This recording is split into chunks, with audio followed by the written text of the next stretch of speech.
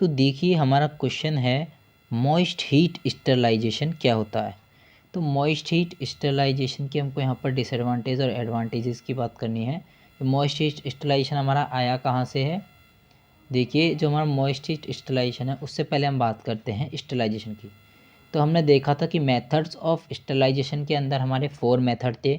एक तो था हमारा फिजिकल मेथड, एक था केमिकल गैसियस मेथड, और तीसरा था अपना रेडिएशन मेथड, और चौथा था मैकेनिकल मेथड।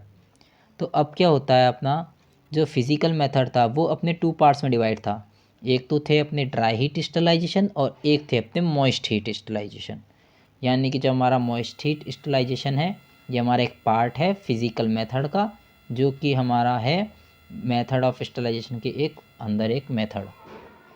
अब जो हमारे मॉइस्ट हीट स्टरलाइजेशन है इसके अंदर हमारे ऑटोक्लेव भी आते हैं, अगर आपको ध्यान हो तो। ठीक है, आगे देखते हैं। अब इसकी एडवांटेजेस की बात करें तो जो हमारा मॉइस्ट हीट स्टरलाइजेशन होते हैं ये हमारे बहुत इफ़ेक्टिव होते हैं, और ये हमारे क्विकर, मतलब ये हमारे जल्दी कर देते हैं हीट हमारे एक्सपोज्ड आर्टिकल को। यानी कि जो हमारे ऑटोक्लेव होते हैं ये एक तरीके से आप मान लो मोमोज़ की तरह ही होते हैं। जैसे ये हमारे मोमोज़ होते हैं उनके अंदर भी हमारी मोमोज़ की जो मशीन होती है बनाने की, ओवन, उसमें भी अपनी स्टीम से ही मोमोज़ बनते हैं। और ये जो ऑटोक्लेव होते हैं ये भी हमारे सॉलिड जो भी पार्टिकल है जो भी है हमारा, उसको ये हमारे गर्म करते हैं स्टीम से ही। तो ऐसे ही ऑटोक्लेव मतलब एक एडवांस्ड वर्जन कह सकते हो आप ओवन का। बस यही है, जल्दी कर देता है ये अपने हीट हमारे सॉलिड को, या फिर जल्दी स्टरलाइजेशन कर देता है। देखिए इसके डिसएडवांटेज की बात करते हैं हम। ये हमारा सूटेबल नहीं होता एनहाइड्रस मटेरियल के लिए।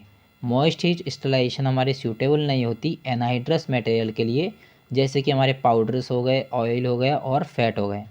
और जो हमारी मॉइस्ट हीट स्टरलाइजेशन है ये हमारी सूटेबल नहीं होती हीट लायबल सब्सटेंस के लिए। हीट लायबल सब्सटेंस हमारे ऐसे सब्सटेंस होते हैं जो कि ज़्यादा हीट से ख़राब हो जाते हैं।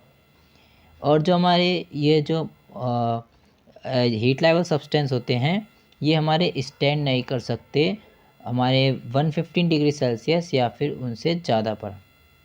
यानी कि जो हमारी मॉइस्ट हीट स्टरलाइजेशन होती है ये हमारी सूटेबल नहीं होती ऐसे हीट लेवल सब्सटेंसेस के लिए जो कि हमारे स्टैंड नहीं कर सकते 115 डिग्री सेल्सियस या फिर उससे ज़्यादा पर।